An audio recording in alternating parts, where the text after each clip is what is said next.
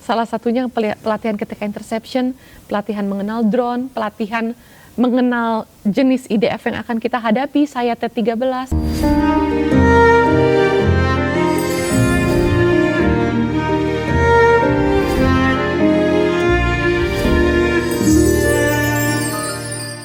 Kak Ciki, kita mungkin akan ke flashback waktu itu ya.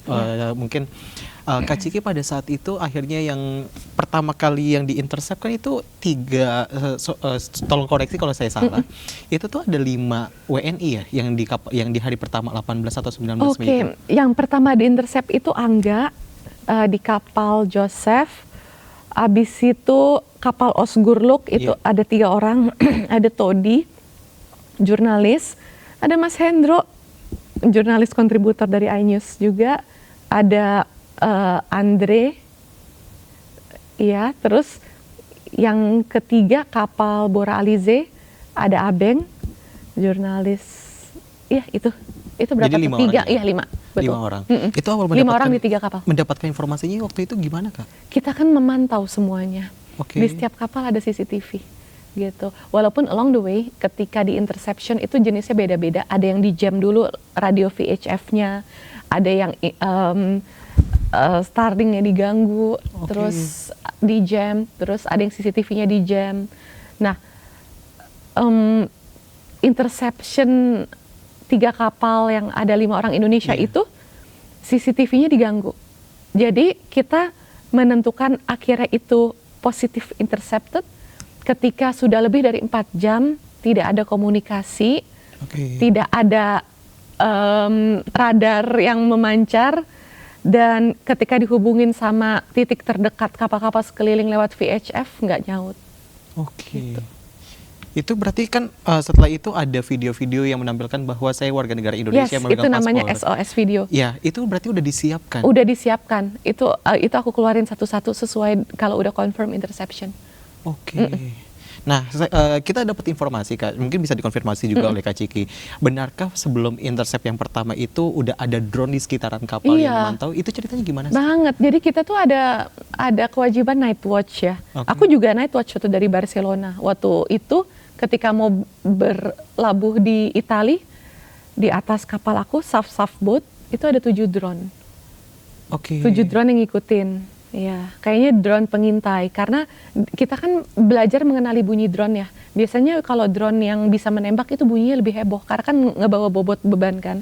Kalau drone pengintai itu mungkin lebih ringan bunyinya. Kita lihat ketika night watch itu dari titik-titik yang bergerak, rada naik turun slightly. Aku rada lupa sih gimana ya. Kalau drone kalau nggak salah kanan merah, kiri hijau gitu. Jadi ada 2 titik yang selalu ngikutin. Nah itu berarti kan lampu drone. Kalau bintang itu kan putih gitu.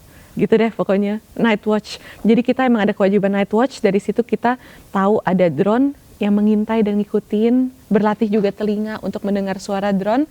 Abis itu lihat di apps-nya, di para fleet koordinatornya ngecek adakah drone di sekitar mereka, ternyata ada gitu. Itu cuma tahu berapa hari, Kak? Kenapa? Dengan adanya drone itu berapa lama sih, Kak? Beda-beda tiap kapal ya. Tiap kapal beda-beda. Ini kan kita ada 54 kapal yang berlayar. Jadi dan posisinya kan formasinya ya juga ada jarak satu sama lain.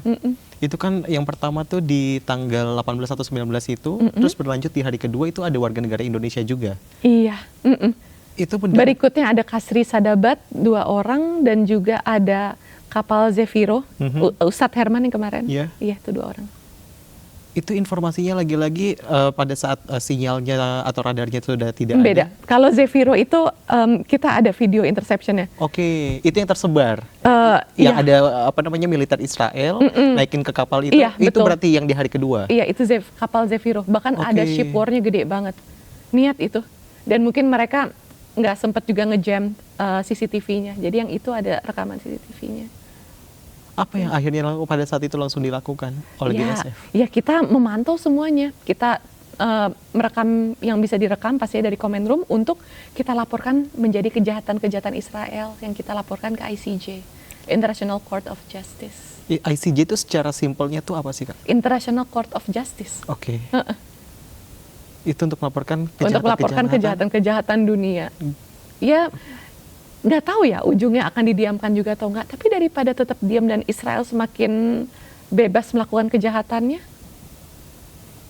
akhirnya itu nanti akan dilaporkan seperti iya itu. pastinya. Kalau di GSF sendiri sebelum adanya atau sebelum akhirnya ke berlayar seperti itu ada pelatihan-pelatihan khususnya? Ada Apa aja, Kak? macam-macam. Salah satunya pelatihan ketika interception, pelatihan mengenal drone, pelatihan mengenal jenis IDF yang akan kita hadapi, saya T-13, pelatihan non-violent sailing, pelatihan untuk mengontrol manajemen emosi, nge-manage diri. Ya karena kan kita kan di kapal kecil itu cuma berenam, bertujuh.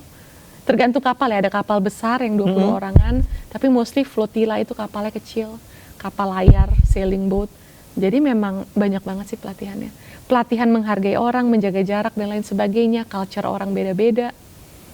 Ya. Detail ya, Detail. satu persatu seperti Detail. itu. Nah itu Kak Ciki itu berapa lama sih, 2 bulan atau lebih sih, Kak? Pelatihannya sih beberapa hari tapi intens. Oh intens, tapi kalau secara di perairannya? Di perairannya waktu itu aku dari Barcelona ke Italia sekitar 9 harian. Oke. Terus dari Italia kan aku terbang ke Turki, Oke. tapi teman-teman lain tuh dari Italia berlayar ke Turki. Dan ada yang di-intercept di perairan Yunani. Oke. Itu rada lama karena sempet aduh ini nggak apa izinnya di perairan Yunani apa dan lain sebagainya gitu loh. Tapi bukannya ada yang berangkat dari Yunani juga ya, Kak? Kalau info yang di awal kan ada 4 tuh keberangkatannya. Harusnya ada, tapi terakhir kalau nggak salah sih nggak ada ya. Oh, karena apa, Kak? Iya Yang karena infonya?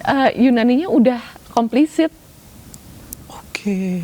Kita ditangkap di perairan Yunani loh, interception pertama. Kok bisa? Padahal titik keberangkatannya kalau yang ku research juga ya, Iya, kayak emang tadinya ada. Aku nggak sure akhirnya ada atau enggak, atau mungkin dari Freedom Flotilla Coalition ya. Oke. Jadi terakhir itu GSF bergabung dengan kapal-kapal dari Freedom Flotilla Coalition yang ada Oke. orang Korea dan lain sebagainya, ada kapal Adalah, ada kapal macam-macam lah. Oke. Kapalnya ada 4 dari Freedom Flotilla Coalition dan akhirnya bergabung di misi besar Global Smooth Flotilla. Oke, selama kegiatan dari Global Smooth Flotilla, Kak Ciki kurang lebih 2 bulan ada di kapal itu, yang dilakuin tuh apa-apa aja sih, Kak, selama 2 bulan itu tuh? Ketika di kapal sih kita dengan kegiatan aktivitas di kapal ya. Iya, seperti apa sih, Kak, gambarannya Macam-macam. mungkin? Kalau aku tuh kerjaannya karena aku dapetnya kapal koordinator SAF, cukup big boat lah, ada sekitar berapa ya 20 orang. Oke. Tugas aku masak. Oh, oke. Masak dan nyuci-nyuci, night watch gitu-gitu. Ya kita selalu ada kerjaan yang kita kontribusikan. Oke. Gitu. Itu dengan warga negara Indonesia juga kah atau dengan Indonesia cuma berdua, aku sama Ibu Maimun. Oh, yang koordinator ini, Iya, Ibu Maimunnya. Betul. Oke. Aku tuh di sana karena Ibu Maimun koordinator. Oke. Jadi mungkin kayak sekalian aja ya biar ini mudah gitu kali ya. Iya, iya, iya. Itu total berapa orang kalau dari di kapalnya Kak Ciki Di itu? kapal aku 20 orang waktu itu. 20 orang dengan orang-orang dari warga negara yang beragam. Macem-macem Oke. banget. Koordinasinya berarti memudahkan kah? Iya biasa aja sih. Emang kita kan kalau ikut aktivisme internasional udah siap mencemplungkan diri. Oke. Ya communicate aja kayak biasa, kayak gue sama lu gitu, kayak biasa aja. Sama aja. Cuma bedanya. Dan they are nice people. Oke. Kalau misalnya kegiatan kerelawanan, aktivisme, itu menurutku kayak ada saringan ketulusan tersendiri sih, yang dimana orang tuh udah siap untuk bisa ngeblend sama orang lain.